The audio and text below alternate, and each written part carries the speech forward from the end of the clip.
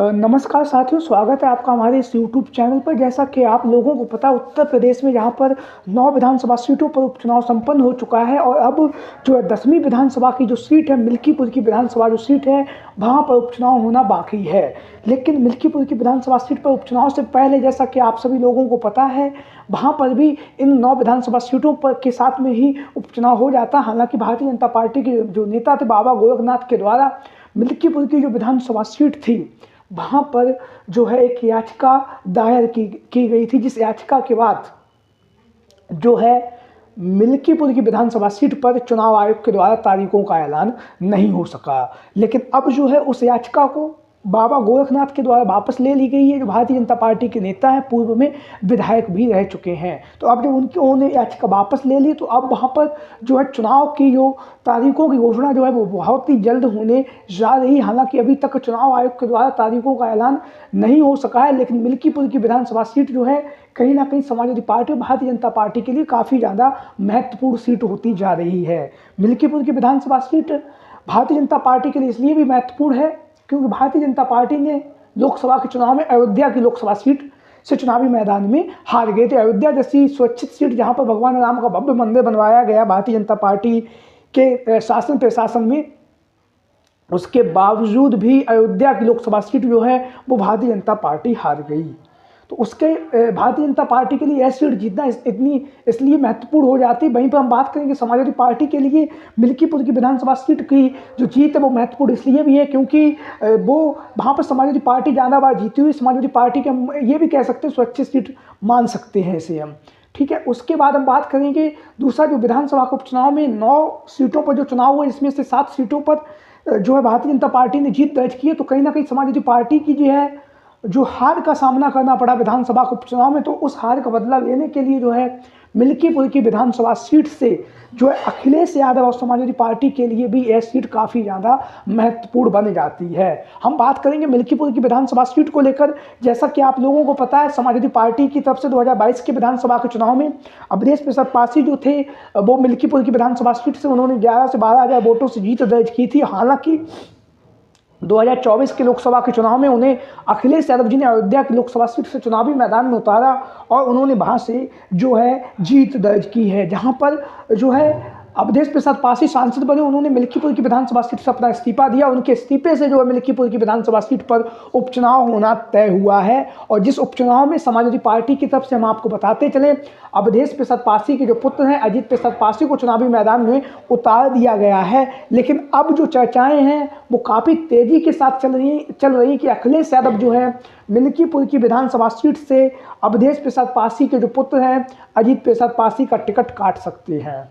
उसके कारण, सबसे बड़ा कारण ये है कि जैसा कि आप लोगों ने देखा होगा, विधानसभा के चुनाव में अखिलेश यादव जी ने जो प्रत्याशियों को चुनावी मैदान में उतारा था, उसमें कहीं ना कहीं राजनीतिक रसूखदार लोगों को ही, उनके परिवार के ही लोगों को टिकट दिया था। चाहे मंझवा की विधानसभा सीट हो, चाहे कटहरी की विधानसभा सीट हो, या फिर हम बात करें तो जो है सीसामऊ की विधानसभा सीट हो, या फिर कहल की विधानसभा सीट हो। तो कहीं ना कहीं भारतीय जनता पार्टी ने इस मुद्दे को उठाया और परिवारवाद के जो आरोप हैं वो अखिलेश यादव जी पर लगाए और कहा कि समाजवादी पार्टी जो है सांसद के बेटे को ही विधायक बनाएगी, किसी अन्य कार्यकर्ता नेता को वो टिकट नहीं देंगे। परिवारवाद को लेकर जो आरोप लगा है, तो कहीं ना कहीं अब अखिलेश यादव जो है बदलती हुई राजनीति के तहत और बदलती हुई परिस्थितियों के तहत जो है मिल्कीपुर की विधानसभा सीट पर जो है जाति समीकरणों को साधने के साथ ही साथ जो है अवधेश प्रसाद पासी के जो पुत्र हैं अजीत प्रसाद पासी की जो टिकट है वो काट सकते हैं। इस तरह की खबरें लगातार चल रही हैं क्योंकि कटहरी में आप लोगों ने देखा होगा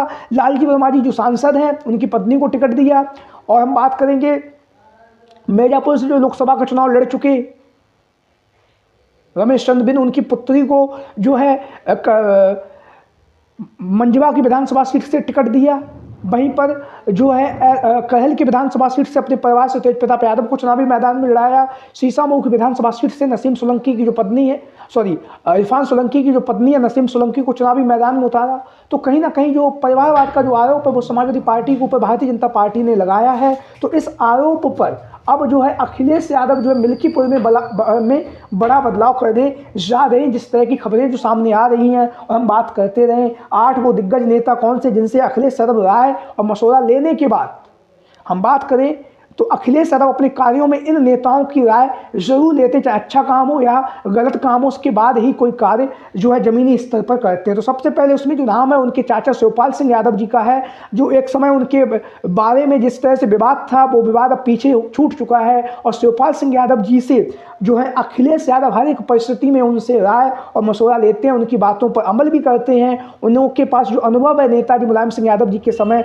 के साथ कार्य करने का, तो उस अनुभव का जो लाभ है वो अखिलेश यादव जो है शिवपाल सिंह यादव जी से लेते हैं। तो मिल्कीपुर की विधानसभा सीट से प्रत्याशी के बदलाव में जो है शिवपाल सिंह यादव जी से जो है अखिलेश यादव राय लेंगे। उसके बाद हम बात करेंगे, अगला जो नाम है वो है राजेंद्र प्रसाद।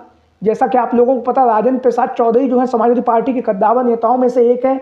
हमेशा ही समाजवादी पार्टी के कार्यकर्ताओं पर जिस तरह से अत्याचार होते हैं या मुकदमा लिखाए जाते हैं, उससे किस तरह से निजात पानी, उसमें जो है राजेंद्र प्रसाद चौधरी अहम भूमिका निभाते हैं और अखिलेश यादव जी के साथ में आप लोगों ने इन्हें देखा भी होगा।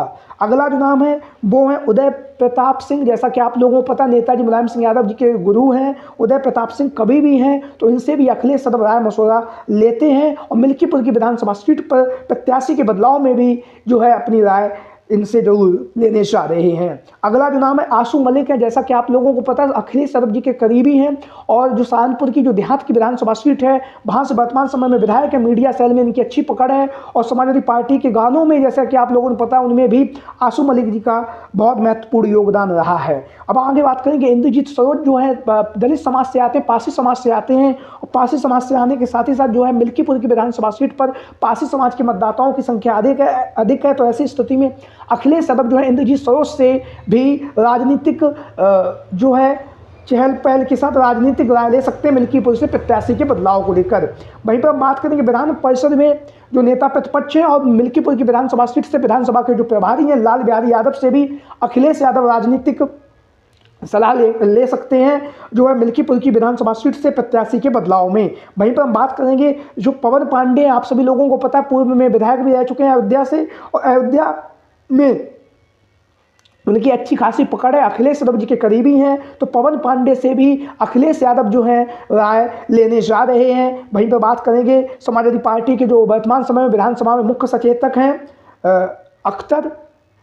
अख्तर जी, उनसे भी कामरान अख्तर करके नाम है इनका, कमाल अख्तर जी से भी जो है अखिलेश यादव अपनी राय लेंगे। और उसके बाद जो है मिल्कीपुर की विधानसभा सीट से जो राजनीतिक परिस्थितियां बन रही हैं, जो राजनीतिक स्थितियां बन रही हैं, उन स्थितियों के हिसाब से जो है अखिलेश यादव जो है मिल्कीपुर की विधानसभा सीट से प्रत्याशी के बदलाव का ऐलान कर सकते हैं। आप लोगों को क्या लगता है कि मिल्कीपुर की विधानसभा सीट से अब अखिलेश यादव जी को जो है प्रत्याशी के नाम का बदलाव करना चाहिए? आप लोगों की जो भी राय हो, जो भी विचार हो, सभी साथी कमेंट बॉक्स में अपनी राय, अपने विचार जरूर दें। आज की वीडियो में नई। जय हिंद, जय भारत।